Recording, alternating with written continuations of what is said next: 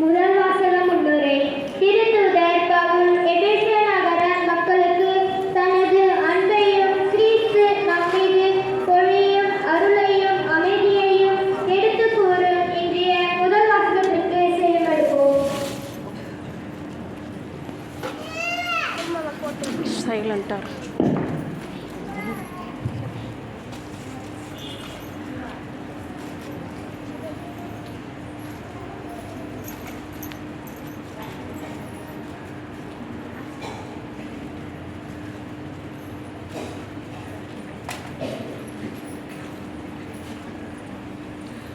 எங்கள் கண்கள் முன்பாக இயேசு மேலே எடுத்துக்கொள்ளப்பட்டார். திருத்தூதர் பணிகள் நூலிலிருந்து வாசகம்.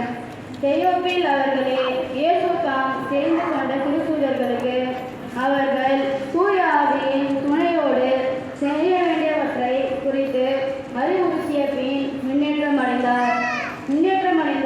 நாள் வரை அவர் செய்தவை கற்பித்தவை யாவற்றையும் குறித்து எனது முதலாம் நூலில் நான் எழுதினேன். இயேசு தொன்றுற்று இறந்த பின்பு 40 நாட்களாக அவர்களுக்கு தோன்றி இறையாட்சியை பற்றி கற்பித்தார். பல தெளிவான சான்றுகளால் தாம் உயிரோடு இருப்பதை காண்பித்தார். அவர்களோடு சேர்ந்து உண்ணும்போது அவர்களிடம், நீங்கள் எருசலேமை விட்டு நீங்க வேண்டாம், என்னிடமிருந்து கேட்டறிந்த வாக்குறுதி நிறைவேற்ற காத்திருங்கள்.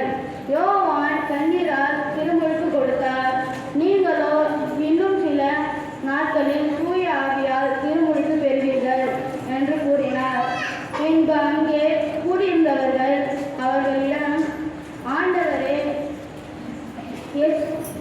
இஸ்ரேலுக்கு ஆட்சி உரிமையை மீண்டும் பெற்றுத்தரும் காலம் இதுதானோ என்று கேட்டார்கள். அதற்கு அவர், ஏன் தந்தை தம் அதிகாரத்தால் குறித்து வைத்துள்ள நேரங்களையும் காலங்களையும் அறிய